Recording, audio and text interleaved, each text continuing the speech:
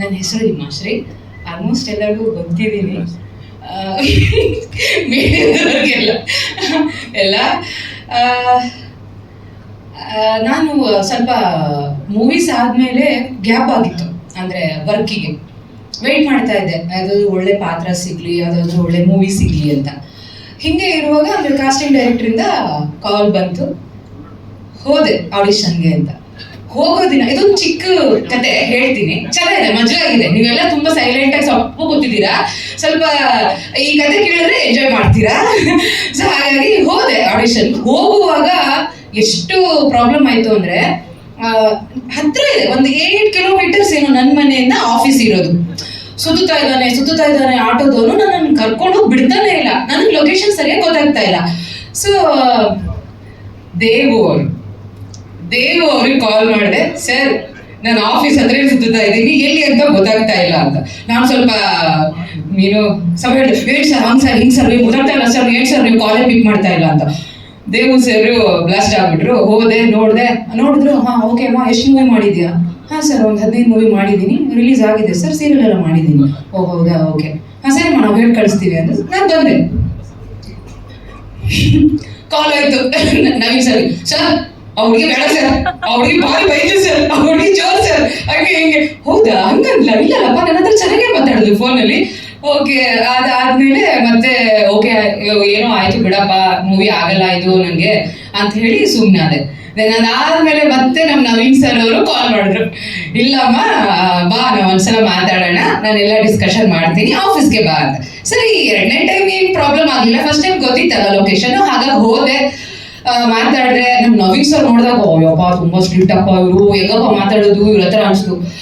But ಯಪ್ಪ ಎಷ್ಟು sweet ಅಂದ್ರೆ ನಮ್ಮ ನವೀನ್ ಸರ್, ಅವ್ರ ಪ್ರೊಡ್ಯೂಸರ್ ತರ ಆಗ್ಲಿ, ಡೈರೆಕ್ಟರ್ ತರ ಆಗ್ಲಿ.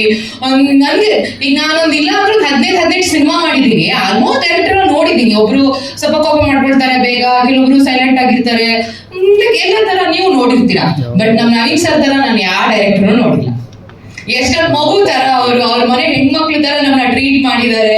ನಾನಂತೂ ಸಿಕ್ಕಾಪಟ್ಟೆ ಕೊಟ್ಟಿದ್ದೀನಿ. ಸಿನಿಮಾಗೆ ತೊಂದರೆ ಅಲ್ಲ, ಲೈಕ್ ಶೂಟಿಂಗ್ ಮಾಡುವಾಗಂತೂ ದೇವ್ ಸರ್ ಆಗಿರ್ಬೋದು, ಟೀಮ್ ಆಗಿರ್ಬೋದು, ಎಲ್ಲರಿಗೂ ಸಿಕ್ಕಾಪಟ್ಟೆ ಅಂದ್ರೆ ಸ್ವಲ್ಪ ತುಂಟಾಟ ಮಾಡ್ಕೊಂಡು ಎಂಜಾಯ್ ಮಾಡ್ಕೊಂಡು ಸಿನಿಮಾ ಮಾಡಿದೀವಿ. ಇದು ನಾನು ಸೆಲೆಕ್ಟ್ ಆಗಿದ್ದ ರೀತಿ ಒಂಥರ ಆಗಲ್ಲ ಅನ್ಕೊಂಡಿದ್ದು.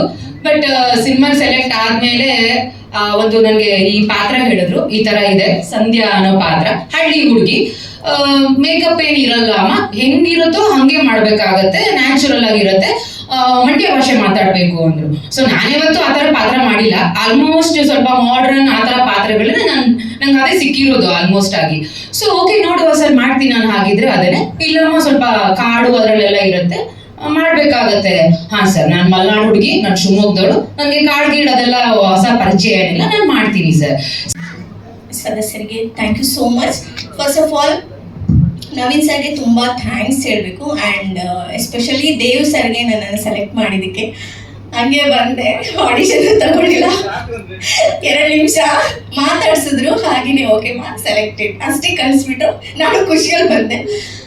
ಅದಾದ ಮೇಲೆ ಮೂವಿ ಸ್ಟಾರ್ಟ್ ಆಯಿತು. ಬಟ್ ಮೂವಿಲಿ ನಮಗೆ ತುಂಬ ಚೆನ್ನಾಗಿ ಟ್ರೀಟ್ ಮಾಡಿದ್ದಾರೆ ನವೀನ್ ಸರ್, ತುಂಬ ಥ್ಯಾಂಕ್ ಯು ಈ ಆಪರ್ಚುನಿಟಿ ನಾನು ಕೊಟ್ಟಿದ್ದಕ್ಕೆ. ಆ್ಯಕ್ಚುಲಿ ನನಗೆ ಈ ಆಪರ್ಚುನಿಟಿ ಬೇಕಾಗಿತ್ತು, ನೆಕ್ಸ್ಟ್ ಪ್ರಾಜೆಕ್ಟ್ಗೂ ಯೂಸ್ ಆಗುತ್ತೆ. Thank you so much Naveen sir. And Devu sir, Chitta and team ಎಲ್ಲ ಸದಸ್ಯರಿಗೆ ಥ್ಯಾಂಕ್ ಯು ಸೋ ಮಚ್ ಅಂತ ಹೇಳಕ್ಕೆ ಇಷ್ಟಪಡ್ತೀನಿ. ಹಾಗೆ ನನ್ನ ಕ್ಯಾರೆಕ್ಟರ್ ಬಗ್ಗೆ ಹೇಳೋದಾದರೆ, ದೀಪ ಅಂತ ಕ್ಯಾರೆಕ್ಟರ್ ಮಾಡಿದ್ದೀನಿ. ಸೊ ಇದರಲ್ಲಿ ಏನಂದರೆ ಮೇನ್ ಆಗಿ ಕಾಮದ ಅಟ್ಟಹಾಸಕ್ಕೆ ಒಳಗಾದ ಹುಡುಗಿ ನಾನು. ಸೊ ಮೂವಿಲಿ ನೀವು ನೋಡ್ತೀರಾ ಹೇಗಿದೆ ನನ್ನ ಪಾತ್ರ ಅಂತ. ಥ್ಯಾಂಕ್ ಯು ಸೋ ಮಚ್ ಎಲ್ಲರಿಗೂ. ಇಷ್ಟು ಹೇಳಿ ಮಾತಾಡ್ತೀನಿ. ಎಷ್ಟೋ ಜನರನ್ನ ನಾನು ಎಷ್ಟೋ ವರ್ಷಗಳಿಂದ ನೋಡ್ಕೊಂಡು ಬಂದಿದ್ದೀನಿ. ನಾನು ಒಂಥರ ನಿಮ್ಮ ಕುಟುಂಬಕ್ಕೆ ಸೇರಿದವಳು, ನೀವೆಲ್ಲರೂ ನನ್ನ ಕುಟುಂಬಕ್ಕೆ ಸೇರಿದವರು ಅನ್ನುವಂಥ ಭಾವನೆ ನನ್ನಲ್ಲಿದೆ. ಮೋಕ್ಷೇಂದ್ರ ಅವರಿರ್ಬೋದು, ವಾಸು ಅವರಿರ್ಬೋದು, ಸುಬ್ರಹ್ಮಣ್ಯ ಅವರಿಲ್ಲೆಲ್ಲೋ ಇದ್ದರು, ಹಾಗೆ ನಮ್ಮ PRO ನಾಗೇಂದ್ರ ಅವರು. ನಿಮ್ಮನ್ನು ನೋಡ್ತಾ ಇದ್ದರೆ ಎಷ್ಟು ವರ್ಷದಿಂದ ಗೊತ್ತಲ್ಲ ಅನ್ನುವಂಥ ಸಂತೋಷ ಇದೆ. ಆ ಸಂತೋಷದ ಜೊತೆನಲ್ಲೇ ನಾನಿಲ್ಲಿ ವೇದಿಕೆ ಮೇಲೆ ನಿಂತ್ಕೊಂಡು ಮಾತಾಡ್ತೀನಿ. ಮೃತ್ಯು ದೇವತೆ ಚಲನಚಿತ್ರ ವರ್ಷಿತ ಪ್ರೊಡಕ್ಷನ್ಸ್ನಿಂದ ಬಂದಿರುವಂಥದ್ದು. ನವೀನ್ ಮಹದೇವ್ ಅವರು ಇದನ್ನ ನಿರ್ಮಾಣ ಮಾಡಿದ್ದಾರೆ, ನಿರ್ದೇಶನ ಮಾಡಿದ್ದಾರೆ, ನಟನೆ ಕೂಡ ಮಾಡಿದ್ದಾರೆ. ಈ ತಂಡದ ಒಂದು ಸ್ಪೆಷಾಲಿಟಿ ಅಂತಂದ್ರೆ ಒಗ್ಗಟ್ಟು. ಇದು ಕಾಸ್ಟ್ಯೂಮರ್ಗೆ ನನ್ನ ಕೆಲಸ ಅಲ್ಲ, ಇದು ನಾನು ಮಾಡಲ್ಲ ಅಂತ ಹೇಳ ಅಭ್ಯಾಸನೇ ಇಲ್ಲ. ಹಾಗೆ ಪಾತ್ರಧಾರಿಗಳಿಗೂ ಅಷ್ಟೇನೆ, ಇದು ನನ್ನ ಕೆಲಸ ಅಲ್ಲ, ಇದನ್ನ ನಾನು ಮಾಡಲ್ಲ ಅಂತ ಹೇಳೋದೇ ಇಲ್ಲ. ಅಲ್ಲಿ ಏನು ಅವಶ್ಯಕತೆ ಇದೆಯೋ ಆ ಅವಶ್ಯಕತೆ ಇರುವಂತಹ ಕೆಲಸನ ತಕ್ಷಣ ಮುಂದೆ ಬಂದು ನಾನು ಮಾಡ್ತೀನಿ ಅಂತ. ಅಂದರೆ ಡಿಗ್ನಿಟಿ ಆಫ್ ಲೇಬರ್ ಅಂತ ನಾವು ಏನನ್ನ ಕರಿತೀವಿ, ಕೆಲಸದ ಘನತೆ. ಆ ಘನತೆಯನ್ನ ಪ್ರತಿಯೊಬ್ಬರು ಕೂಡ ಅರ್ಥ ಮಾಡ್ಕೊಂಡಿದ್ರು. ಕಾರನ್ನು ಡ್ರೈವ್ ಮಾಡೋರಿಂದ ಹಿಡಿದು ಕಾಫಿ ತಿಂಡಿ ಕೊಡೋರಿಂದ ಹಿಡಿದು ಪ್ರತಿಯೊಬ್ಬರು ಕೂಡ ಇದನ್ನ ತಮ್ಮ ಜೀವನದ ರೀತಿಯನ್ನಾಗಿಸ್ಕೊಂಡಿದ್ರು. ಮತ್ತೆ ಈ ಪೋಸ್ಟರಿನ ಪ್ರಮುಖ ಭಾಗದಲ್ಲಿ ನೀವು ನೋಡ್ತೀರಿ ಗುಡ್ಡ, ಬೆಟ್ಟ, ಹಿಮ. ನಿಜವಾಗ್ಲೂ ಹೇಳ್ತೀನಿ, ಅದು ಪೋಸ್ಟರ್ಗೋಸ್ಕರ ಮಾಡಿರೋ ಸುಮ್ಮನೆ ಡಿಸೈನ್ ಅಲ್ಲ.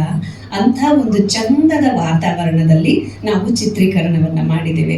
ಮಲೆ ಮಹದೇಶ್ವರ ಬೆಟ್ಟದ ತಪ್ಪಲಿನಲ್ಲಿ ಇದರ ಚಿತ್ರೀಕರಣ ಆಗಿದ್ದು, ದಿನ ಬೆಳಿಗ್ಗೆ ಎದ್ದು ಕಾರ್ನಲ್ಲಿ ಹೋಗ್ತಾ ಇದ್ರೆ ಅಬ್ಬಾ ಎಂಥ ಸುಂದರವಾದ ತಾಣ, ಮನಸ್ಸಿಗೊಂದು ಆಹ್ಲಾದ.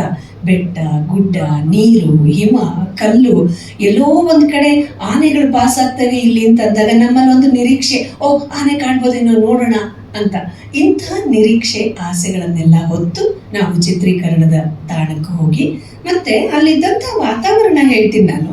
ಚಿಕ್ಕ ಚಿಕ್ಕ ಚಿಕ್ಕ ಮನೆಗಳು, ಅಲ್ಲೇ ಕೋಳಿ ಇದೆ, ಬೆಕ್ಕಿದೆ, ನಾಯಿ ಇದೆ, ದನ ಇದೆ, ಎಲ್ಲ ಸುತ್ತಮುತ್ತ ಇದೆ. ಅಂದ್ರೆ ನಮ್ಗೆ ಜೀವನ ಮಾಡೋದಕ್ಕೋಸ್ಕರ ಏನೇನ್ ಬೇಕು ಆ ಎಲ್ಲ ಶ್ರೀಮಂತಿಕೆಯನ್ನು ಇಟ್ಕೊಂಡಿರುವಂಥ, ಆತಿಥ್ಯವನ್ನ ನಮಗೆ ಊಟವನ್ನಾಗಿ ಬಡಿಸಿದಂಥ ಅಲ್ಲಿಯ ಮನೆಯ ಜನಗಳು, ಅವರನ್ನ ನಾನು ಯಾವತ್ತೂ ಕೂಡ ಮರೆಯೋದಿಲ್ಲ. ಹಾಗೆ ನವೀನ್ ಮಹದೇವ್ ಮತ್ತು ಅವರ ಕುಟುಂಬ, ಅವರು ನಮ್ಮನ್ನ ತಮ್ಮ ಕುಟುಂಬದ ಸದಸ್ಯರನ್ನಾಗಿ ನೋಡ್ಕೊಂಡಿದ್ದಾರೆ. ಹಾಗೆ ಈ ಇನ್ವಾಲ್ವ್ಮೆಂಟ್ ಅಂತ ಯಾವಾಗಿರುತ್ತೋ ಆವಾಗಲೆಲ್ಲ ಒಂದು ಒಳ್ಳೆಯ ಚಿತ್ರ ಮೂಡಿ ಬರುತ್ತೆ ಅನ್ನುವಂಥದ್ದು. ಯಾಕಂದ್ರೆ ಒಳ್ಳೆಯ ಮನಸ್ಸು, ಒಳ್ಳೆಯ ಒಂದು ಸಂದೇಶ ಕೊಡೋದಕ್ಕೋಸ್ಕರ ಒಂದು ಸಿನಿಮಾ ಮಾಡಿದ್ದಾರೆ.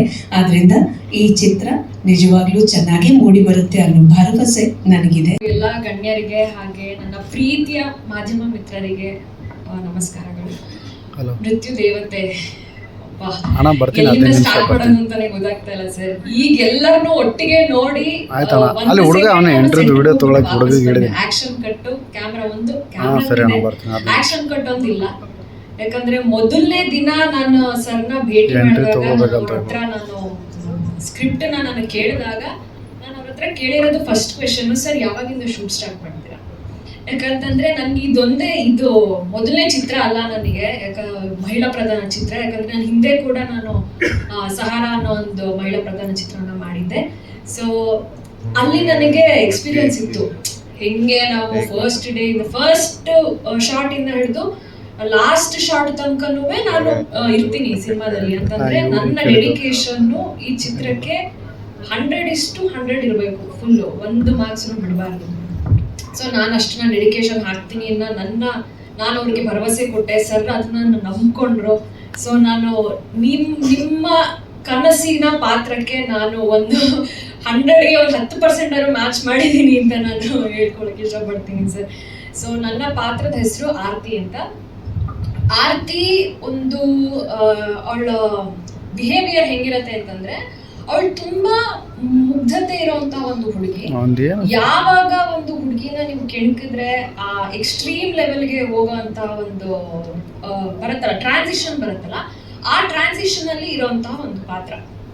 ನಾನು ಎಕ್ಸ್ಟ್ರೀಮ್ ಲೆವೆಲ್, ಇವಾಗ ನಾರ್ಮಲ್ ಆಗಿ ನಾವು ಇವಾಗ ಹೆಂಗಿರ್ತೀವಿ, ಈಗ ಆಲ್ ಆಫ್ ಸಡನ್ ಏನಾದ್ರು ನಮ್ಗೆ ಡಿಸ್ಟ್ರಾಕ್ಷನ್, ಏನಾದ್ರು ದೊಡ್ಡದೇನಾದ್ರು ಅನಾಹುತ ಆಗೋ ಚಾನ್ಸಸ್ ಬಂದ್ರೆ ಯಾವ ರೀತಿ ಅದನ್ನ ಅವಳು ಚೇಂಜ್ ಮಾಡ್ಕೋತಾಳೆ, ಬಿಹೇವಿಯರ್ ಯಾವ ರೀತಿ ಚೇಂಜ್ ಆಗುತ್ತೆ ಅನ್ನೋ ಒಂದು ಪಾತ್ರ ತುಂಬಾ ಚೆನ್ನಾಗಿ ಬಂದಿದೆ. ನಾನು ಫಸ್ಟ್ ಟೈಮ್ ನಾನು ಫೈಟಿಂಗ್ ಕೂಡ ಮಾಡಿದ್ದೀನಿ ಸಿನಿಮಾದಲ್ಲಿ.